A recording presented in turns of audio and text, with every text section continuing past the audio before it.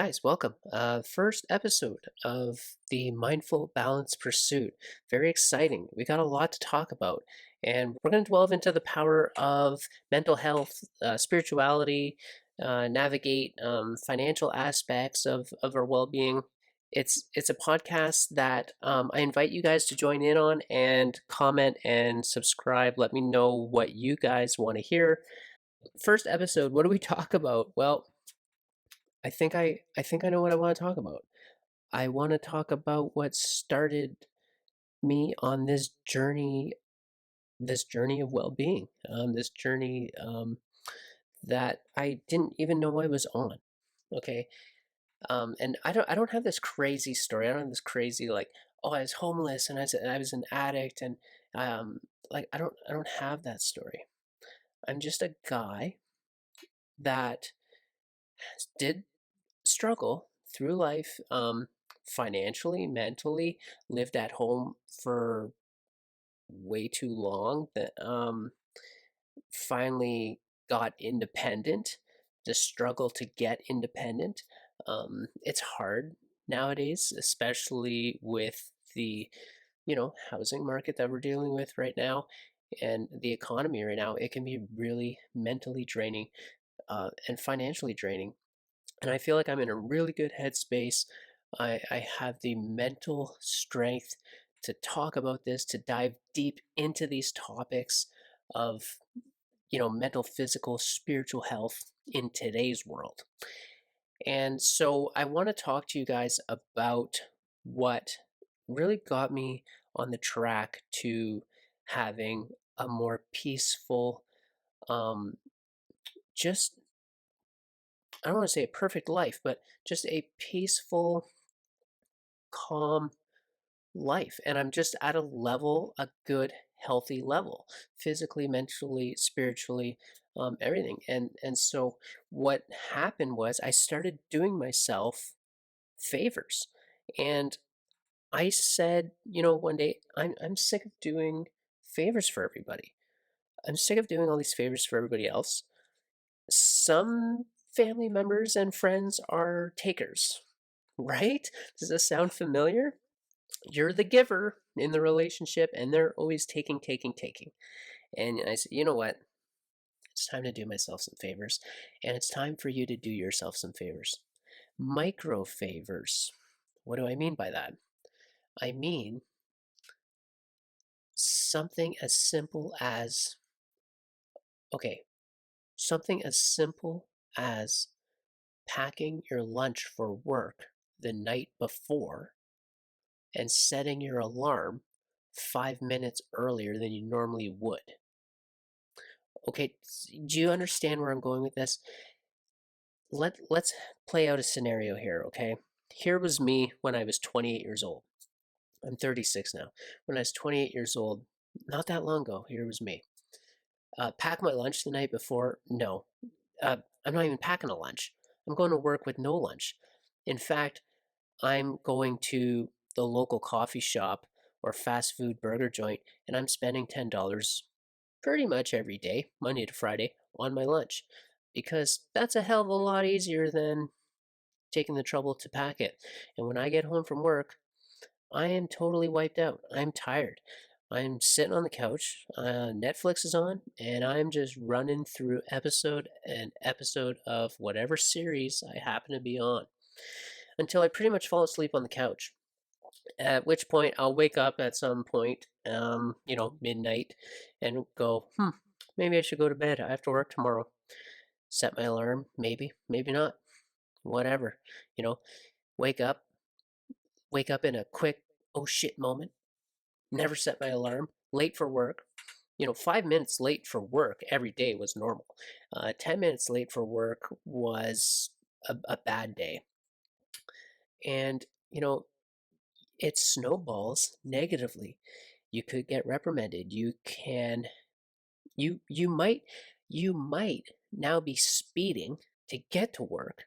Get yourself a $200 speeding ticket, or worse, put your car in the ditch. All because you wouldn't get your ass off the couch and go to bed last night, and then your car's in a ditch, and then you blaming the weather, or you're blaming the car or the other people on the road. You know what I mean? Like, so you got to start doing yourself some favors here. And it could be as small as stopping for gas on your way home instead of stopping for gas on your way to work when you're already 5 minutes late with no lunch. Okay, so these are the favors that I'm talking about. Um, and let's take all the categories, not just work. Let's take your personal. Let's take your social or your financial. Okay, socially, maybe you would be doing yourself a favor to reach out to somebody you haven't talked to in a while. I mean, guys, speaking as a guy, we go a long time without talking to our buddies, and we remain buddies.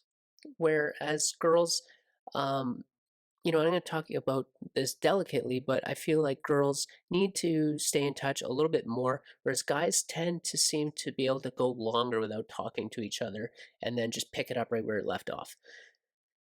But that's not an excuse, guys, to not reach out and say, "Hey, how you doing? Hey, want to grab a cup of coffee?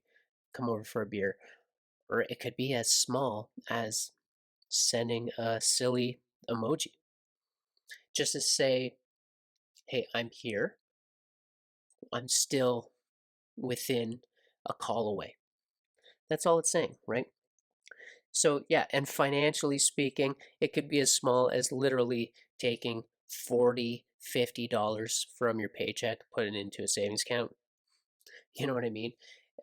It can, yeah, I mean, we're talking micro favors here, people. I'm not talking about, oh, you gotta run every day and you gotta run a marathon every year. No, no, no, no, no. Like, whoa, like let's take a step back. Like, you have to start small.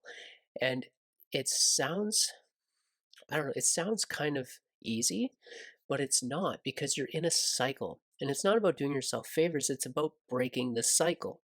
And that's what happened to me. I broke the cycle. I said, I'm sick and tired of driving this beat down car that I'm not maintaining, that I should probably put some work into, showing up late for work, eating shitty food all day, you know, 20 pounds overweight, not going to the gym, not going for walks after work. I mean, there's like 4 hours of daylight after work. I'm off at 5, and I'm sitting on my ass in front of the computer or Netflix or social media, scrolling Instagram or TikTok for hours, and then you look up and you don't even know how much time's gone by, and now it's dark. You haven't started cooking dinner, and never mind packing a lunch.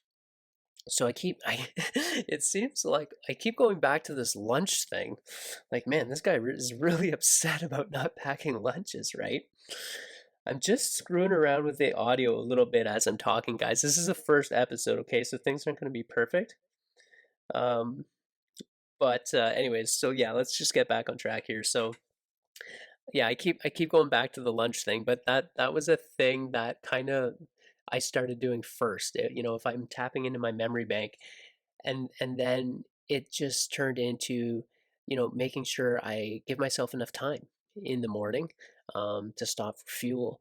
Um, you can set your coffee pot to auto brew. You guys have that on your Keurig? Auto brew at 6 a.m. So you're waking up and coffee's ready. So what if you woke up 10 minutes earlier and your coffee was already ready and you packed your lunch the night before, or you packed leftovers from dinner the night before? Now you got extra time on your hands. Now you have options. Okay. Now you can look at the weather network and give yourself enough time or leave early. Now In the winter, you can warm up your car for an extra 15 minutes instead of driving off with a frozen windshield and potentially running over a small child or dog on your way to work. You know, you can take the ice off your roof and don't be that guy. So you're not, causing an accident. I hate those guys. Oh my God, just shovel the snow. It's not that hard. But I realized these are the people that can't get up. They can't get out of bed in the morning. And I was there. So am I pissed at them? Yeah, I still am. But I understand. I understand what's going on with these people. And so you will see once you break the cycle and start with one thing. If I could recommend starting with one thing, and let's do one in each category, okay? If I can recommend starting with one thing in your morning routine, it would be wake up 10 minutes earlier, give yourself that extra 10 minutes, and ask yourself what can you do the night before?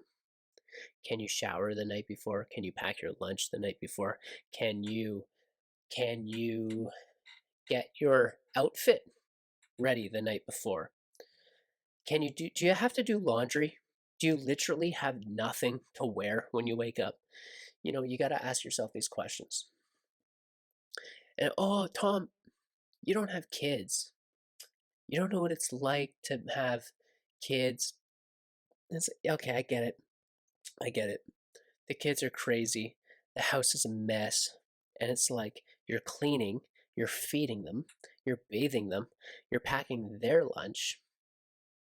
And yeah, it could get hectic, but this is where these micro favors actually help with the hecticness. This is where the micro favors save you time. Okay. Um, so you want to ask yourself, am I doing myself favors?